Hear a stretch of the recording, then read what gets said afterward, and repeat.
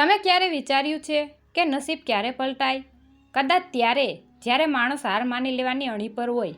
કાળુ કાકાના જીવનમાં પણ એવું જ કંઈક બનવાનું હતું. આખું ગામ જ્યારે નિરાતે સૂતું હતું ત્યારે કાળુ કાકાના આંગણામાં એવો ચમત્કાર છુપાયેલો હતો જે તેની 7 પેઢીની ગરીબી મિટાવવાનો હતો. પણ શું આ સોનું સુખ લાવશે કે પછી નવી મુસીબત? ગામના છેવાડે આવેલું એક નાનકડું મકાન, દિવાલો પરથી માટી ઉખડી રહી હતી અને નળિયા પણ હવે વરસાદને રોકવા માટે સક્ષમ નહોતા. આ ઘર હતું કાળુ કાકાનું. કાળુ કાકા એટલે ગામના સૌથી ભોળા અને મહેનતુ માણસ. આખી જિંદગી મજૂરી કરી, પણ નસીબ જાણે કાયમ તેમનાથી 2 ડગલા પાછળ જ ચાલતું હતું. પત્ની શાંતા અને એક નાનો દીકરો ગોપાલ, બસ આટલો જ તેમનો પરિવાર. કાળુ કાકાના જીવનમાં અત્યારે કસોટીનો સમય ચાલતો હતો. વરસાદ ખેંચાયો હતો, ખેતરોમાં કામ નહોતું અને ઘરમાં અનાજનો છેલ્લો દાણો પણ ખૂટી રહ્યો હતો. શાંતાએ આજે સવારે જ કહ્યું હતું, કાળુના બાપા, હવે તો ભગવાનને કહો કે કોઈ રસ્તો બતાવે. છોકરો ભૂખે સૂવે એ મારાથી નથી જોવાતું. કાળુ કાકા પાસે આ વાતનો કોઈ જવાબ નહોતો. તેઓ બસ ચૂપચાપ આકાશ સામે જોઈ રહ્યા હતા. એ રાત્રે અચાનક મુસળધાર વરસાદ શરૂ થયો. કાળુ કાકાના ઘરના આંગણામાં પાણી ભરાવા લાગ્યું. આંગણાના એક ખૂણે એક જૂનું લીમડાનું ઝાડ હતું જે વર્ષોથી ત્યાં અડીખમ ઊભું હતું. વરસાદ એટલો જોરદાર હતો કે ઝાડની આસપાસની માટી ધોવા લાગી. કાળુ કાકા જાગતા જ હતા. તેમને ચિંતા હતી કે ક્યાંક દિવાલ ન પડી જાય. તેઓ હાથમાં એક જૂની ફાનસ લઈને આંગણે આવ્યા. વરસાદના અવાજ વચ્ચે તેમને કંઈક અથડાવાનો અવાજ આવ્યો, જાણે પથ્થર સાથે લોખંડ ફટકાયું હોય. કાળુ કાકાને નવાઈ લાગી. તેમણે ફાનસ નજીક લીધું. લીમડાના મૂળ પાસેથી માટી ધોવાઈ ગઈ હતી અને ત્યાંથી એક લોખંડની પેટીનો ખૂણો દેખાતો હતો. કાળુ કાકાનું હૃદય જોરથી ધબકવા લાગ્યું. તેમને થયું કે કદાચ આ કોઈ કચરો હશે, પણ મનમાં એક ખૂણે કુતૂહલ જાગ્યું. તેમણે ઘરમાંથી કોદાળી લીધી અને ધીમે ધીમે માટી ખોદવાનું શરૂ કર્યું. જેમ જેમ માટી અડતી ગઈ તેમ તેમ પેટીનું કદ દેખાવા લાગ્યું. આ કોઈ નાની સૂની પેટી નહોતી, પણ એક મોટું પતરાનું એ લોખંડનું જૂની પેટી હતી. કાળુ કાકાના હાથ ધ્રુજતા હતા. તેમણે જોર લગાવીને એ પેટીને બહાર ખેંચી. પેટીનું તાળું વર્ષોથી કાટ ખાઈ ગયું હતું, એટલે એક જ ફટકે તૂટી ગયું. જેવું કાળુ કાકાએ પેટીનું ઢાંકણું ખોલ્યું, ફાનસના આછા અંજવાળામાં આખું આંગણું ઝળહળી ઉઠ્યું. પેટીની અંદર સોનાના સિક્કા, જૂના ઘરેણાં અને કિંમતી હીરા મોતી ભરેલા હતા. કાળુ કાકાની આંખો ફાટી ગઈ. જે માણસે આખી જિંદગી એક એક રૂપિયા માટે સંઘર્ષ કર્યો હતો, તેની સામે આજે કુબેરનો ભંડાર ખુલ્યો પડ્યો હતો. પણ કાળુ કાકા ખુશ થવાને બદલે થરથર ધ્રુજવા લાગ્યા. તેમને ફાળ પડી, આટલું બધું સોનું, શું આ મારું છે? જો કોઈ જોઈ જશે તો? જો રાજા કે પોલીસ આવશે તો? ગરીબ માણસ માટે નસીબ જ્યારે અચાનક ખુલે છે ત્યારે તેને સુખ કરતાં ફાળ વધારે પડે છે. કાળુ કાકાએ ઉતાવળે પેટી બંધ કરી દીધી અને તેની પર જૂની ગુણીઓ ઢાંકી દીધી. બહાર વરસાદ હજુ ચાલુ જ હતો, પણ કાળુ કાકાના મનમાં વિચારોનું વાવાઝોડું શરૂ થઈ ગયું હતું. માટીમાં દટાયેલું આ ભાગ્ય શું ખરેખર તેમના દુઃખ દૂર કરશે કે પછી આ સોનું તેમની શાંતિ છીનવી લેશે? ગરીબના આંગણે સોનું તો ઉગ્યું હતું, પણ હવે આ રહસ્યને પચાવવું એ કાળુ કાકા માટે સૌથી મોટો પડકાર હતો. કાળુ કાકા આખી રાત સૂઈ ન શક્યા. પેલી પેટી પર ભીની ગુણીઓ તો ઢાંકી દીધી હતી, પણ તેમનું મન વધારે વારંવાર એક આંગણાના ખૂણા તરફ દોડી જતું હતું.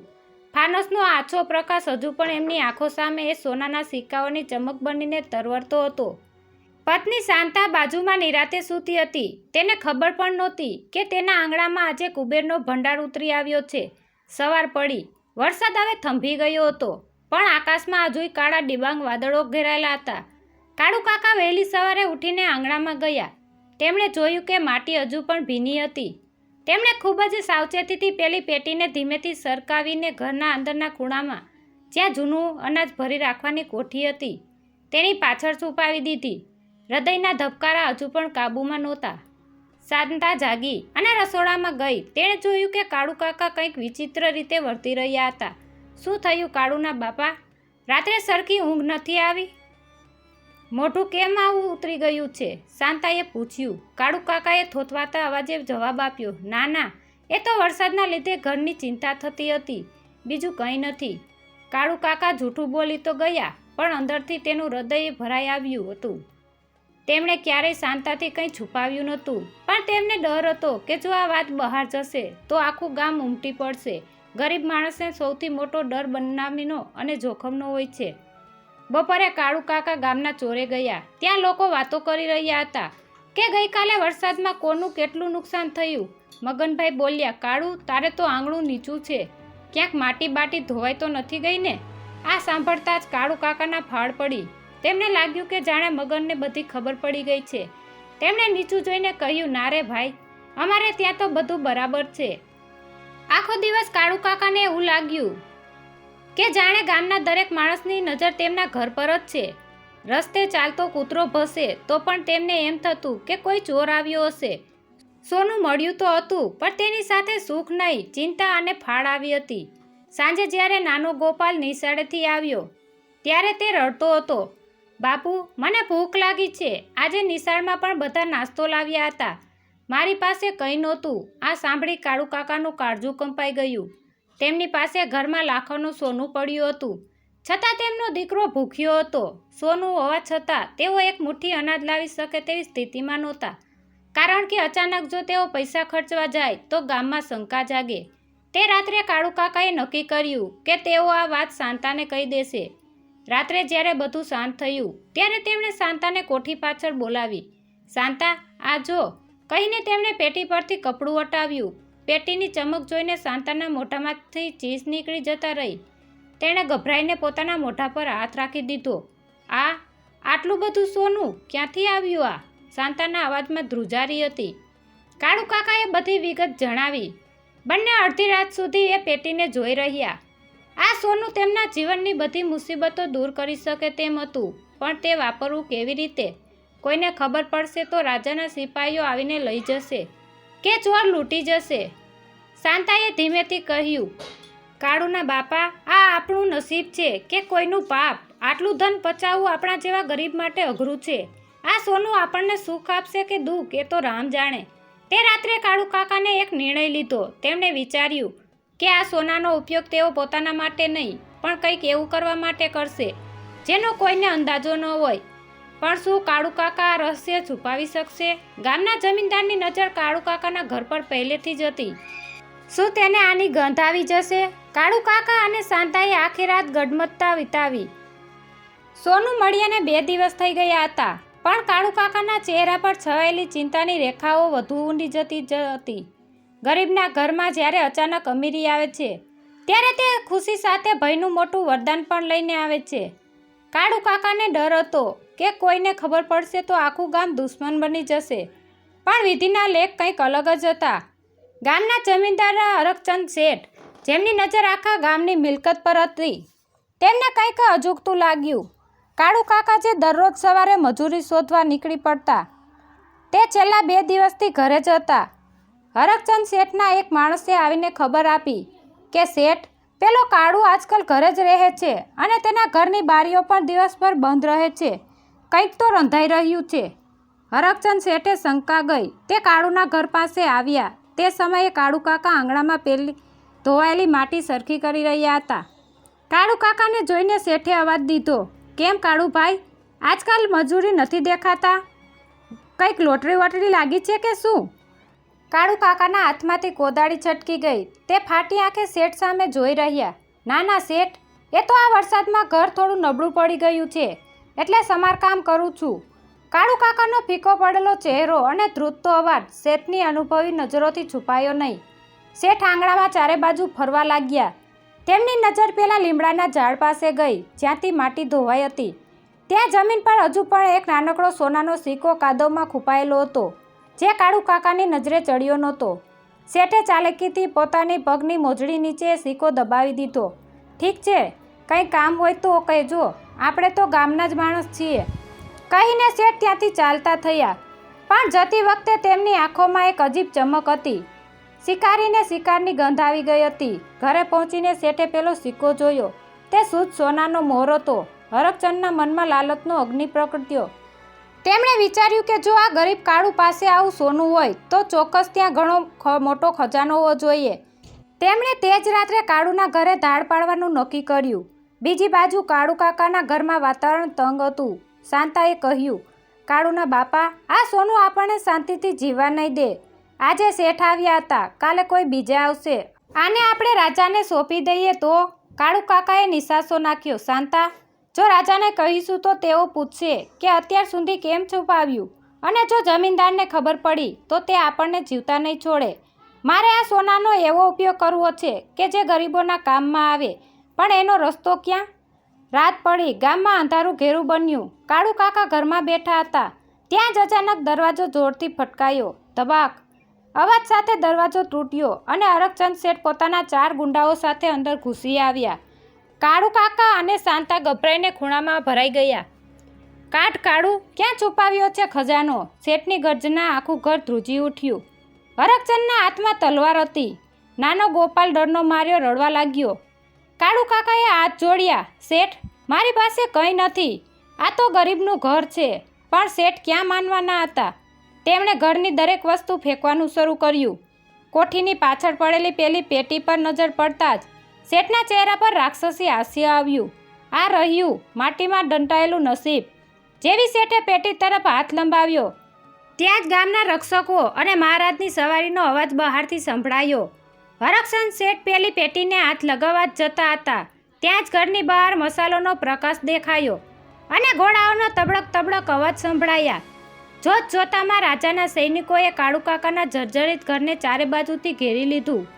ગામના મુખી અને ખુદ રાજ્યના મંત્રી ત્યાં હાજર હતા.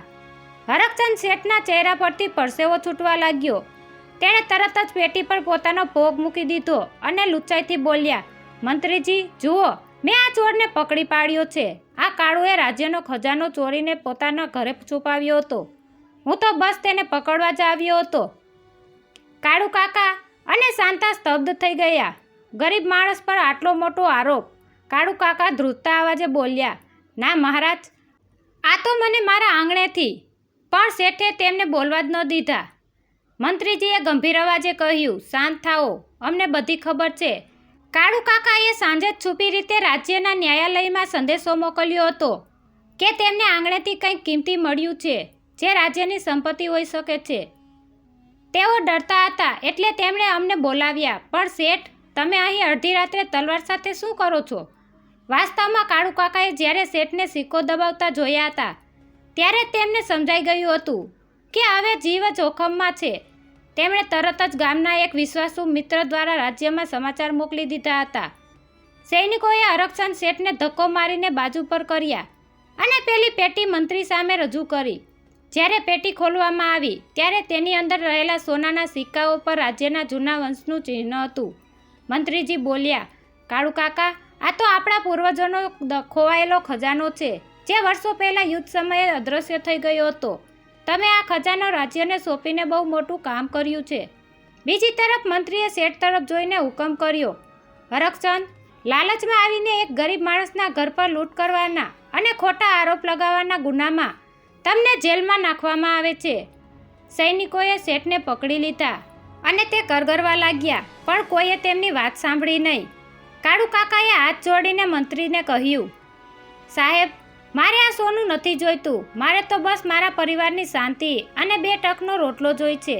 આ સોનું લઈ જાઓ અને મારા આંગણેથી આ ભય દૂર કરો.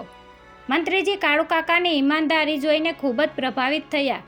તેમણે કહ્યું, કાળુ કાકા, જેની દાનત સાફ હોય તેને ભગવાન ક્યારેય ભૂખ્યો નથી રાખતો. આ ખજાનો રાજ્યનો છે, પણ જેની જમીનમાંથી મળ્યો છે તેને ઇનામ આપવું એ અમારો ધર્મ છે. બીજા દિવસે સવારે ગામમાં એક અનોખો ઉત્સવ જેવો માહોલ હતો. રાજ્યના મંત્રીએ આખા ગામને ચોરે ભેગું કર્યું હતું. કાળુ કાકા, શાંતા અને નાનો ગોપાલ આજે પહેલીવાર ગર્વથી માથું ઊંચું કરીને બેઠા હતા. હરકચંદ શેઠના અત્યાચારોથી મુક્ત થયેલું ગામ આજે ખુશ હતું. મંત્રીએ ઊભા થઈને જાહેર કર્યું, ગામ લોકો, કાળુ કાકાએ જે ખજાનો રાજ્યને સોંપ્યો છે તેની કિંમત આંકી શકાય તેમ નથી. તેમની આ પ્રામાણિકતા માટે મહારાજે એક મોટો નિર્ણય લીધો છે. આ આખા ગામની મજૂરી અને ખેતીનું દેવું માફ કરવામાં આવે છે, કારણ કે કાળુ કાકાએ આ ખજાનો વ્યક્તિગત ઇનામ તરીકે નહીં, પણ ગામના કલ્યાણ માટે વાપરવાની વિનંતી કરી છે. આખું ગામ હર્ષનાદથી ગાંજી ઉઠ્યું. લોકોની આંખમાં આંસુ હતા. કાળુ કાકાએ મંત્રીજીને વિનંતી કરી હતી કે સાહેબ, મને અમીર બનવાને શું ફાયદો જો મારો પાડોશી ભૂખ્યો હોય. આ સોનું એવું કંઈક કામ કરે કે આ ગામમાં કોઈ છોકરાને ગોપાલની જેમ ભૂખ્યા સૂવું ન પડે. મહારાજના આદેશથી કાળુકાકાના આંગણે જ્યાં પેલું જૂનું ઝાડ હતું ત્યાં એક સુંદર અન્નક્ષેત્ર અને નાનકડી પાઠશાળા બનાવવામાં આવી. કાળુકાકાને એ સંસ્થાના મુખ્ય રક્ષક બનાવવામાં આવ્યા. હવે તેમને મજૂરી કરવા ક્યાંય જવું પડતું નહોતું, પણ તેઓ આજે પણ એટલા જ નમ્ર હતા. જે આંગણે એક સમયે દારિદ્રતા હતું ત્યાં હવે સેવાની સુવાસ મહેકતી હતી. ગોપાલ હવે નવી નિશાળમાં ભણવા જતો હતો. શાંતાના ચહેરા પર હવે ચિંતા નહીં પણ સંતોષનું સ્મિત હતું. કાળુકાકા ઘણીવાર પેલા લીમડાના ઝાડ નીચે બેસતા અને વિચારતા કે માટીમાં દંટાયેલું ભાગ્ય માત્ર સોનાના સિક્કા નહોતા, પણ એ તો તેમની પરીક્ષા હતી. જો તેમણે લાલચ કરી હોત તો આજે કદાચ તેઓ જેલમાં હોત અથવા તો ડરના માર્યા જીવતા હોત. આજે કાળુકાકાના આંગણે સોનું ઉગ્યું હતું, પણ એ સોનું પીળું ધાતુ નહીં, પણ સુખ, શાંતિ અને બીજાને મદદ કરવાનો આનંદ હતો. ગરીબ હોવા છતાં કાળુકાકાએ આજે ગામના સૌથી શ્રીમંત માણસ હતા, કારણ કે તેમની પાસે પ્રામાણિકતાનું ધન હતું. સાચું નસીબ કિંમતી ધાતુમાં નહીં, પણ માણસની પ્રામાણિકતા અને તેના ઉમદા વિચારોમાં છુપાયેલું હોય છે. લાલચ હંમેશા વિનાશ લાવે છે, જ્યારે ત્યાગ અને સત્ય કાયમી સુખ આપે છે. મિત્રો, કાળુકાકાની આ વાર્તા આપણને શીખવે છે કે ગમે તેવી મુસીબત હોય પણ સત્યનો માર્ગ ક્યારેય ન છોડવો જોઈએ. જો તમને આ વાર્તા હૃદયસ્પર્શી લાગી હોય તો તેમને લાઈક જરૂર કરજો અને કોમેન્ટમાં જણાવો કે તમારા જીવનમાં સાચું સોનું શું છે. આવી જ પ્રેરણાદાયી વાર્તાઓ માટે અમારી ચેનલને સબસ્ક્રાઈબ કરવાનું ભૂલતા નહીં. ફરી મળીશું એક નવી સફર સાથે. ત્યાં સુધી જોડાયેલા રહો.